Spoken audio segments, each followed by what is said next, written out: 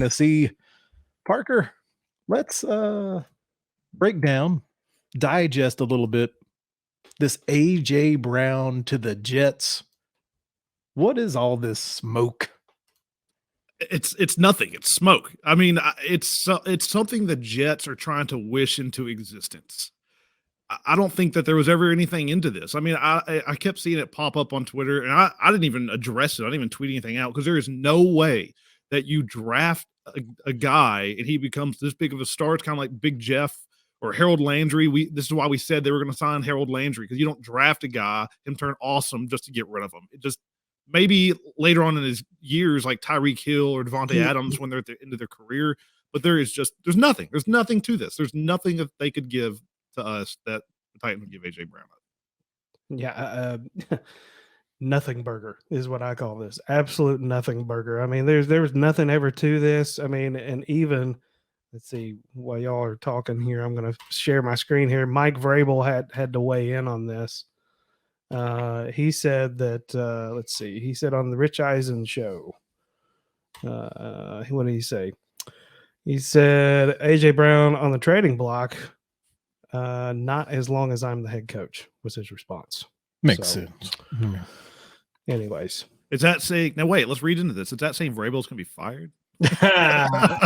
There you go. All the conspiracy theorists, take it. Go ahead and run with that, I guess. I mean, maybe Urban Meyer. No. I love the Jets are like, we're keeping an eye on him. Yeah, I mean, we're keeping an eye on Patrick Mahomes too, but that doesn't mean we're going to have him tomorrow.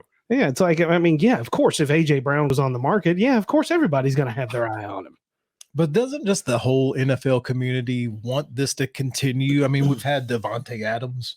We've had Tyreek Hill get traded. It just seems like everyone wants the next trade, and they've turned their eyes to A.J. Brown, Parker. That's true, but the Titans just aren't going to do it. I mean, they're going to go with the Bills' approach. Like, the Bills didn't get rid of their big guy, Diggs. They signed him to a contract. That's what's going to happen with A.J. Brown. He's going to end up making about $24 million a year after next year. He's going to be a Titan for years to go. Did anyone read anything or care about what he had to say about his compliments for Marcus Mariota, now quarterback for the Falcons? Some of the local media here have twisted it in, that could have been a backhanded, slap at Tannehill. Go ahead there, Parker. It's what's he supposed to say? The guy sucks. Like, No. Obviously you've got to be. That's what you do in the NFL. You don't know who you're going to be playing for the next year. You don't backhand. You just don't insult anyone. You just give liked him kind of compliment. It is not a backhanded shot at Tannehill. It's just not. I mean, look, man. They played together. I mean, they were kind of the dynamic duo or whatever here. But it's a professional thing, they're collegial. I mean, I don't think anybody really has a lot of beef with anybody in the NFL. I mean, offense versus defense. Yeah. I mean, there's always something there, Ray Lewis and Eddie George, but I mean, all these guys, particularly guys that have played together. Yeah. They're going to congratulate each other for getting, back into, I mean, particularly Mariota, who hasn't really played hardly at all since he left Nashville. I mean, this is a big deal for him. And a compliment does not mean you're dissing somebody else. If I say a girl's pretty, it doesn't mean I'm saying my wife is ugly. It is what it is. I think people are just reading way too deep. They're you know what? It's the dog days of summer for talk radio and sports, and they're just looking for something to talk about. Yep. Yeah. Well, something else we can talk about, sticking with the Titans. Have we heard any more stadium updates? Everything that I've been reading are just things confirming what Parker's already told us right here on our show. Yeah, it's kind of funny how some of the local media are like, oh, yeah, I know exactly what's going on here. Yeah, I know because you've been watching DDS Sportstalk. That's right. This is we've been saying this for months now. This is a done deal. I mean, it's just any day now. In fact, remember when the Bills news came out? We said that days before because we had already known it. That was literally my next note. Parker was talking about the Bills are first, and then you'll immediately turn to the Titans, and by God, that's what's happening right before our eyes. Yep, and didn't I hear Bill Lee ask for $500,000 or $500 million? Excuse me. Yes, and there is one condition in that though; it has got to be covered. So that means there will be a covered stadium here in Nashville, whether it be retractable or what. All that's down the road to be seen, but. there's going to be a covered stadium here in Nashville in the next few years. I mean, and I predict, because I saw the draft, I think was awarded to, Detroit's going to get one. There's a few more teams. Nashville's going to have, and they did such a good job on that draft. Look for the draft to be back in Nashville the year that stadium opens. Look, I think that the Titans are looking at bigger fish than the draft. Oh, I do too. I'm just saying. With this covered stadium, NCAA national championships, all kinds of FIFA stuff is going to be there. I mean, there's all kinds of stuff. I mean, hell, the WWE just made $1 billion impact in Dallas 2 nights. Yeah, WrestleMania. I mean, all kinds of. I mean, anything like that, really. I mean, you're going to have the ability to do so much more. Think about how much better the concert arena would be in that kind of stadium rather than being outdoors. Well, the Garth Brooks could answer to that one. I mean, the concert that got absolutely canceled. People were down there, friends down there waiting to get into it, and they had to go home. I tell you what, I'm not a wrestle guy, but God, I want to go downtown the night of WrestleMania and just walk around. Dude, it is so fun with me and my brothers and my dad, roaming the streets of New Orleans. Oh, I was about to bring that up, man. Dude, that had to be something. Oh, it was so fun. WrestleMania in New Orleans, Bourbon Street and WrestleMania. That's just a whole nother crowd right there. Never been there. That's bringing like 2 peas in a pod together right there. If that gets Parker to have the room that almost happened. Oh my gosh, we were downtown Nashville. We should have been there. We should have been there. We should have been broadcasting live. Yeah, dude, I had us a suite up on the top floor. It was nice. Very sad. Yeah, good Lord. Guess who doesn't have a suite over downtown Nashville? Brian Flores. No, anybody want to talk about Malarkey stirring things up here in Middle Tennessee? Parker, please take this because my face is turning red because it's just so annoying. Come on, all right. So I'll start with this. So for the people that don't know, a former Titans defensive coordinator in Horton joined in on Flores' lawsuit about the whole Rooney Rule and discrimination and things like that. I'm going to start to say I think Flores has something with his. I mean, he got fired, and it's a whole long thing. There is a problem in the NFL with minority coaches. At one point this year, we had one minority coach in the NFL when the majority of the league is minority.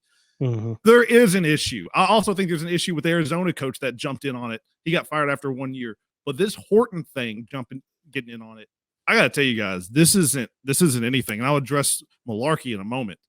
But Horton is claiming that the Rooney Rule, that the interview was an absolute sham that he went through, that Malarkey was going to get the job no matter what. And he is absolutely right. Mm-hmm. It is a sham, but it's not a sham because he was a minority. If you would look back at it, they had already fulfilled the Rooney Rule. They interviewed Terrell Austin before they interviewed Horton. And then they also interviewed a white candidate in Doug Marrone. All 3 of those guys, it was a sham interview. I was at Channel 4 at the time. Everybody in the building knew that Malarkey was going to get this job. Everybody knew it. He was an interim coach. The Rooney Rule exists for a reason. Obviously, it needs some tweaks. But if Blake, if your boss gets fired, but the owner of your company is like, "Hey, you've done such an awesome job. You're going to get that promotion." But first, we have to go outside and interview these people. Those are all sham interviews. It's the same thing. Yeah, it happens with every single company in America, without exception. Yes, if you are hiring from the scratch, let's say everybody's fired, and there's the owners hiring from scratch. I get it. Then you need to probably interview minority candidates. But if you're bringing somebody up from within and everybody knows it, what's the point? Well, I mean, even beyond that, I mean, so what? They told you were going to get the job and you didn't. So, big freaking deal. Who cares?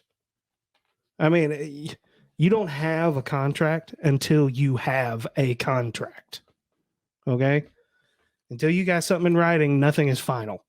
If you're just going off of whims and prayers and handshakes and winks, I mean, dude, come on. It doesn't really mean anything. Horton himself, I can disprove this just by using Horton's own words. So after the interview, there's a a group that tracks minority hirings. And the head of that group, I forget his name, it escapes me, came out and said that Horton had told him that he was upset with the hiring process, that it was a sham interview, all this stuff. When that interview came out in the Tennessean, Horton himself went to ESPN seeking out an interview to say, no, that is not true. I did the interview process was great. So also this has changed a couple of years later. And now what Bradley was saying on to Malarkey, screw Malarkey. Malarkey should have never been hired to begin with. He's a terrible coach. He's a failed coach. That was my argument when he got hired. Bradley would know. I had a taste of Malarkey and Duval. Yes, and he's making these. If you know what, Malarkey, if you felt so bad about it, why did you even take the job? You should have been like, you know what, this is wrong. I don't want this job. Don't talk about it years later after you've got canned because you sucked. I mean, dude, it's just 100% sour grapes, right? There's nothing else to it. It's just the biggest bunch of bullshit I've ever seen in my life. It's Malarkey trying to bring an organization down, but down to as far down as they can go to be on his level, because he just sucks. It was awful. It was an awful experience in not only in Tennessee, but Jacksonville was a complete waste of a time. It was a sham coaching. I mean, this coaching guy experience. When it comes to challenges, I'm just throwing out something trivial, but I've got like a 2-year-old in the corner saying, throw the damn flag. Mm-hmm. And Malarkey doesn't even know. Doesn't know the timeout systems. No. He's coaching like it's in the 80s also. His offense, I don't know who his offensive coordinator was for you guys, but it was Terry Robisky for us. And the guy had it was the worst offense in the league, probably. I mean, it was so just antiquated. Ugh. And he could have stayed coach here. That's another reason he's so stupid. If he would have fired Robisky, he would have still been the coach here. And he was like, nope, stick with my guys. And they all got fired. Yeah, well, good riddance to bad rubbish. Yeah, bye. Hey, and one other thing, did you see the comment? And this was further down. He was blaming John Robinson. He was like, when they hired me, they had something. He tried to drag J-Rob in. I saw that. Yeah, he was like already alluding that J-Rob, that he was going to hire Vrabel 2 years later, and he already knew it. It was weird conspiracy theory stuff. Whatever, dude.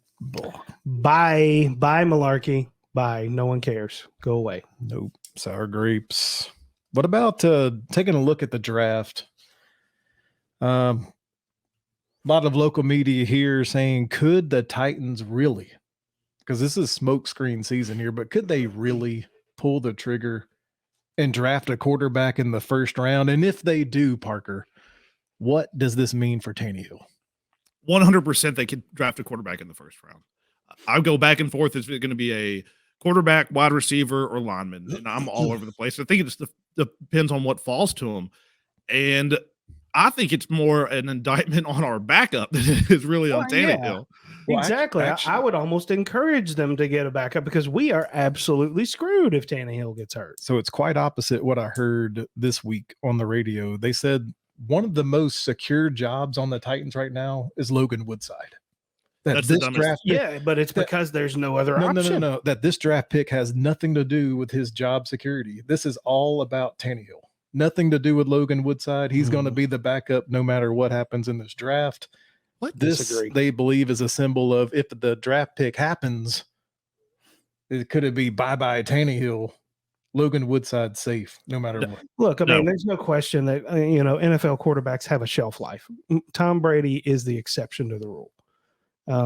You got to have a backup plan. You have to have future plans. I think that if you draft correctly, that you got a pretty likely scenario where Logan Woodside is back down to the practice squad, because I don't think that Logan Woodside offers us anything. And I think a rookie quarterback could at least offer you something. I mean, I'll say it right here. If they draft a quarterback in the first round, I'm not going to count 7th round ridiculousness, but if they draft a quarterback in the first round, Logan Woodside will be on the practice squad or not on this team. And there's not a debate about it. They will not get rid of Tannehill this year. It's too much on the cap hit. I will say, though, if they draft a rookie quarterback, it is watch out time for Tannehill. If he does not have a great season next year, they can move on from him after this season. but they cannot move on from him this season. It is not going to happen. Yeah, I mean, you're protecting the organization just by doing this. I mean, and also, I mean, hey, it's competition breeds excellence, right? Iron sharpens iron, whatever, cliche you want to use. But, if Tannehill's a little bit less comfortable, maybe he plays better. It's never know what to say. And there's an argument to draft quarterback. I think this coaching staff is good. And I think this Titans team is, even on a down year, is always going to be drafting 19 or above. They're always going to be in the 20s. And when do you ever have a chance to get a top, for this year, who knows, but a top quarterback at 26? It's just never going to happen. So maybe this is the year to take that shot. I don't know. May I take this opportunity to mention one of Parker's favorite topics? Aaron Rodgers slipped down into those 20s, didn't he, Parker, back in the day? He did. So did Jordan Love. That's right. Titans could be looking in the same scenario. Also, during this weird gap of, there's no combine going on. The players are kind of doing their last resting before coming into camps here in the draft. A lot of lists are being put out there by the media. And really, my question to you guys is, does it really matter if the media shows the Tennessee Titans respect right now? Are we still stuck on that? Oh, we're Nashville and we're a small market, so that's why they hate on us all the time. Does it matter anymore? No, I just honestly don't care. Like, I get tired of that argument where people are like, "Oh, the national media is not paying attention to." So what? Like, I don't know. I don't want to. The national media, it honestly sucks. Like, if you turn on ESPN or NFL Network, they're not digging down into anything anyway. It's so like 3,000-foot view of everything. If you want like real coverage of your teams, you need to go listen to local podcasts or local papers or local stuff. The like national DDS stuff. Sportstalk. Exactly. Like when I want to learn about Jacksonville because I'm a glutton for punishment, I turn on Jacksonville radio or Jacksonville podcast. I don't turn it on ESPN. Totally agree. Does it make you feel bad when you hear that they say they're predicting that the Tennessee Titans are not a top 10 team? The hell, they're barely a top 8 team in the AFC when they just came off the number 1 seed. It just feels weird to me. And I'm not even a Titans fan. I mean, it's just more of the same. When, as Titans fans, you build scar tissue, and this is just the type of thing that you're just used to over the years because there is no respect. We don't really care. Honestly, we kind of actually thrive in that role as being the guy that everybody doesn't think is going to be worth a shit. Well, we saw a lot of that this year, Parker, with how many injuries did they have? And what did they do? They kept winning and winning and winning. Yep. Right now, I think the Titans suffer more as being the guys that are expected to win. I mean, that's their identity at the moment. I love actually not getting the coverage because honestly, when we get the coverage, we lose. Yeah. But we really do. It's just kind of historically what it's been for us. I mean, we get the number 1 seed and we get kind of, hey, pumped up. Maybe we can get to the AFC Championship yet. No, it just, whenever we finally get the respect, it just doesn't pay off for us. Yeah, totally.